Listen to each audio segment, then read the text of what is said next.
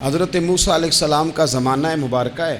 ایک شخص نے اپنے کزن کو، اپنے چچا کے بیٹے کو، چچا زاد کو قتل کر دیا اور خود ہی اس کا مدعی بن کے حضرت موسیٰ کے پاس آیا کہ بتائیے جناب میرے اس بھائی کو کس نے قتل کیا ہے؟ حضرت موسیٰ نے ایک سادی سی بات کی، کیا فرمایا؟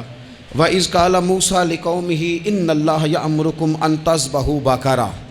حضرت موسیٰ علیہ السلام نے اپنی قوم سے کہا کہ اللہ تمہیں حکم دیتا ہے کہ ایک گائے ذبح کرو، گائے کا کچھ حصہ مقتول کو مارو، وہ خود اٹھ کے بتا دے گا مجھے کس نے قتل کیا ہے۔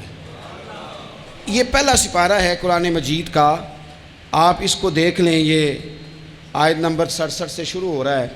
تو اب وہ چونکہ ذبح کرنا نہیں چاہ رہا تھا، اس کو پتا تھا کہ مجرم تو میں خود ہوں، وہ ذبح چونکہ کرنا نہیں چاہ رہا تھا تو اس سے کہا کہ مارو ایک حصہ گائے کا، اس کو تو یہ اٹھ کے بتا دے گا۔ تو اس نے جواب کیا دیا؟ قالوا اتتخذون ہزوا، یعنی لگا آپ میرے ساتھ مذاق کرتے ہیں، کبھی ایسا بھی ہوا ہے؟ قال اعوذ باللہ ان اکون من الجاہلین، حضرت موسیٰ علیہ السلام فرمانے لگے میں اللہ کی پناہ مانگتا ہوں میں جاہلوں میں سے ہو جاؤں۔ ہر وقت مذاق کرتے رہنا یہ تو جاہلوں کا طریقہ ہے۔ کن کا ہے؟ حضرت موسیٰ نے کہا ہے، قرآن پاک ہے، ہر وقت مذاق کرتے رہنا۔ خوش طبعی اور چیز ہے، مسکراتے رہنا، لیکن کسی کا مذاق ہر وقت اڑاتے رہنا کن کا طریقہ ہے؟ جاہلوں کا۔ جب کہا نہیں ذبح کرنی ہے تو اب ذرا دیکھیے، کرنا نہیں نہ چاہ رہے، قالوا ادع لنا ربک یبین لنا ما ہی، کہنے لگے اے موسیٰ پھر آپ نہ رب سے دعا کریں کہ وہ ذرا کھول کے بتائے وہ گائیں کس طرح کی ہو۔ ارادہ نہیں نہ ذبح کرنے کا، آپ دعا کریں۔ قال انہ یقول انہا بقرۃ لا فارض ولا بکر، فرمایا کہ رب کہتا ہے وہ گائے نہ بوڑھی ہو نہ زیادہ بچیا ہو، عوان بین ذالک، ان کے درمیان ہو، یعنی جوان گائے ہو۔ فافعلوا ما تؤمرون، کرو جس کا تمہیں حکم دیا جا رہا ہے۔ قالوا ادع لنا ربک یبین لنا ما لونھا، لو اگلی بات سن لو، کہنے لگے آپ دعا کریں رب سے کہ وہ کھول کے بتائے اس کا رنگ کس طرح کا ہو، رنگ بتائیں کس طرح کا ہو۔ قال انہ یقول انہا بقرۃ صفراء، فرمایا رب فرماتا ہے کہ صفراء رنگ کی ہو، یعنی گہرے زرد رنگ کی ہو۔ یہ رب فرماتا ہے اس طرح کی گائے ذبح کرو۔ فاقع لونھا تسر الناظرین، اور جب کوئی اسے دیکھے تو اسے اچھا بھی لگے، آنکھوں کو اچھی لگے وہ گائے، اس طرح کی گائیں ذبح کرو۔ لو اتنی باتیں بتا دی۔ قالوا ادع لنا ربک یبین لنا ما ہی، کہنے لگے نہیں آپ پھر دعا کریں اللہ ذرا کھول کے بتائے گائیں کس طرح کی ہو۔ ان البقرہ تشابہ علینا، ہمیں ذرا گائیں پر شبہ پڑ گیا ہے کس طرح کی ذبح کرنی چاہیے۔ وَإِنَّا انشاءاللہ لمہتدون، اگر اللہ نے چاہا تو ضرور ہم ہدایت پا جائیں گے۔ پھر اللہ تعالیٰ نے فرمایا کہ قال انہ یقول انہا بقرۃ لا ذلول تثیر الارض، گائیں اس طرح کی ہو کہ وہ کبھی کھیتی میں نہ چلائی گئی ہو، یعنی اس کو کبھی کام نہ اس سے لیا گیا ہو۔ بیل کو لوگ لگاتے تھے نا، جو کام آج ٹریکٹر سے لیا جاتا ہے وہ گائے بیل سے لیا جاتا تھا، تو وہ کھیتی باڑی کے کام نہ اس کو لگایا گیا ہو۔ ولا تسقی الحرث، اور نہ اس سے پانی نکالا گیا ہو، نہ کھیت چلانے ہل چلانے میں لگائی گئی ہو، اور وہ جو کنواں ہوتا تھا جس کے گرد گائیں گھومتی تھی، تو کہا وہ بھی کام اس نے نہ کیا ہو گائے نے۔ مسلمۃ لا شیۃ فیہا، وہ ہر عیب سے پاک ہونی چاہیے۔ قالوا الآن جئت بالحق، اب کہنے لگے اب آپ صحیح بات لے کے آئے ہیں، اب سوال ختم ہو گئے نا، کہنے لگے اب آپ بات فذبحوہا، انہوں نے ذبح کر دی۔ وما کادوا یفعلون، پر ایسا کرتے نظر آتے، لگتا نہیں تھا کریں گے ذبح پر ذبح۔ اچھا یہ گائیں پھر ملی کیسے؟ امام خازن کہتے ہیں کہ ایک نیک آدمی تھا، تو اس کا آخری وقت آ گیا تو اس کے پاس جو کل جمع پونجی تھی وہ ایک بچیا تھی، گائیں کی بچی، بچیا ویڑی، اس کے پاس وہ ایک بچیا تھی صرف۔ تو اس نے اس طرح کیا کہ اس کی گردن پر ایک مہر لگائی، اللہ کے نام پر بطور امانت اس نے اس کو جنگل میں چھوڑا، کہا یا اللہ میرا بیٹا ایک ہی ہے وہ بھی چھوٹا ہے، اس کی حفاظت کرنا اور میرے بیٹے کو پہنچا دینا۔ بچہ بالغ ہو گیا، اس کی ماں نے کہا بیٹا جو امانتیں رب کے پاس رکھوائی جائیں نا ان میں خیانتیں نہیں ہوا کرتی، جا کے جنگل میں آواز دے تیری گائے واپس آ جائے گی۔ اس نے جا کے جنگل میں آواز دی کہ وہ جو میرے باپ نے امانت رکھوائی تھی وہ کدھر ہے؟ وہ نشان لگی ہوئی گائیں دوڑتی ہوئی اس کے پاس آئی۔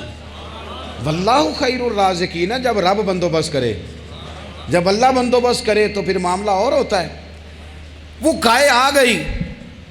اب اس نے کیا کیا اس نوجوان نے کہ وہ گائے گھر لایا، ماں سے آ کے کہا کہ اماں یہ تو اللہ نے فضل کر دیا۔ ماں کہنے لگی پتر حالات ہمارے خراب ہیں، منڈی میں لے جا اسے بیچ دے، لیکن سودا میری مرضی کے بغیر طے نہ کرنا۔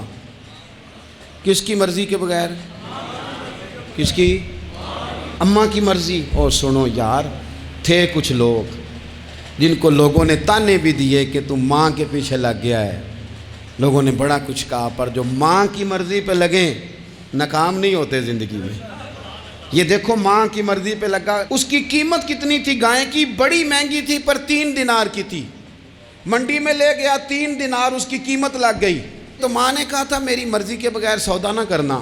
اب بچے تو نہیں نہ مانتے، اماں کو کیا پتا باہر بزنس کیا ہے، لین دین کیا ہے، پر ماں نے کہا تھا میری مرضی۔ بندہ دے رہا ہے اسے 3 دینار، اس نے کہا جی میں نے طے تب کرنا ہے، ڈن تب کرنا ہے، پہلے اماں سے پوچھنا ہے۔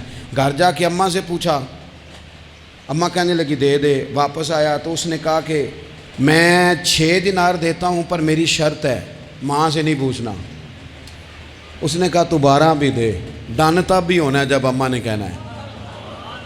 وہ جب اس طرح کی اس نے گفتگو کی، واپس اپنی والدہ کے پاس گئے، کہنے لگے اماں سمجھ نہیں آتی، 3 دینار کی گائیں بندہ 12 میں خریدنے کو تیار ہے، شرط لگاتا ہے کہ اماں سے نہیں پوچھنا۔ تو والدہ کہنے لگی پتر پہلے اس سے جا کے پوچھ کیا وہ ہے کون؟ یہ کوئی روحانی معاملہ ہے، کوئی غیبی مدد ہے، پوچھ۔ اس سے جا کے پوچھا تو وہ کہنے لگا میں تو فرشتہ ہوں اللہ کا، تو نے گائیں بیچنی نہیں، اس لیے کہ تیرا باپ بھی نیک ہے، تیری ماں بھی نیک ہے، رب تیرے رزق میں برکت پیدا فرمانا چاہتا ہے۔ ماں باپ نیک ہونا رزق میں برکت ہو جاتی ہے۔ ماں باپ نیک ہوں، ان کی صالحیت کا اثر پہنچتا ہے بچوں تک۔ رزق حلال کما کے لانے والے ہوں تو گھر میں برکت ہوتی ہے۔ جا کے کہا کہ تیرے ماں باپ نیک تھے، اسے نہ بیچنا گائے کو، تو کیا کریں؟ کہنے لگے بنی اسرائیل والے سوال کر کر کے خود مشکل میں آ گئے۔ اب وہ ایسی گائے جو جوان بھی ہو، یہاں تو ہر غریب آدمی اپنی گائیں یہاں لگا دیتا ہے، کھیتی باڑی میں یہاں لگا دیتا ہے، کنویں میں پانی نکالنے میں، تو یہاں تو ہر ایک کی گائیں، تو ایسی گائیں جس کا رنگ بھی اتنا پیارا ہو، زیادہ بوڑھی زیادہ بچی بھی نہ ہو، اور ابھی تک کھیت میں بھی نہ لگی ہو، وہ سوائے تیرے کہیں نہیں ہے۔ اس نے کہا چل پھر مہربانی کر بتا میں کتنے کو دوں گائیں، اگر وہ آ جائیں تو کتنے کو بیچنی ہے؟ اسے کہنا کوئی نہیں، ریٹ تو زیادہ کرنا ہی نہیں۔ ان سے کہنا گائے کے اندر سے گوشت نکال دیں اور جتنا گوشت ہے اتنے پیسے بھر دیں، اس کی کھلڑی بھر دیں۔ اب وہ بنی اسرائیل والے ڈھونڈتے پہنچ گئے، کہا جناب گائیں 3 دینار کی یا 6 لے لو۔ اس نے کہا نا بھائی، ذبح کروں گا، گوشت نکالوں گا، جتنا وزن گوشت کا ہے اتنے پیسے بھرو گے، کھال میں تو پھر گائے تمہیں ملے گی۔ اب مجبور تھے، کیا کرتے؟ ابن کثیر حدیث لائے ہیں، امام سیوطی نے در منصور میں بھی لکھی ہے، نبی پاک صلی اللہ علیہ وسلم نے فرمایا سنو جوانوں، اور اسے دل کی تختی پہ لکھو، نبی پاک علیہ السلام نے فرمایا اگر بنی اسرائیل والے زیادہ سوال نہ کرتے تو اتنی مشکل کا شکار نہ ہوتے۔ انہوں نے سوال اتنے کیے کہ چارہ نہیں ہے اب ان کے لیے، چارہ نہیں ہے اب ان کے لیے کہ یہ ادھر ادھر جا سکے، مجبوری بن گئی ہے، یہی گائے خریدنی ہے، یہی لے جانی ہے۔ اب اتنا سارا مال جمع کر کے وہ گائے خریدی، ذبح کی، تو مقتول کو جب اس کا ایک حصہ مارا تو اس نے اٹھ کے کہہ دیا یہ جو مدعی بنا ہوا ہے نا، یہی تو میرا قاتل ہے، یہی تو میرا قاتل ہے، یہی تو ہے، اس نے یہ سارا کام کیا ہے۔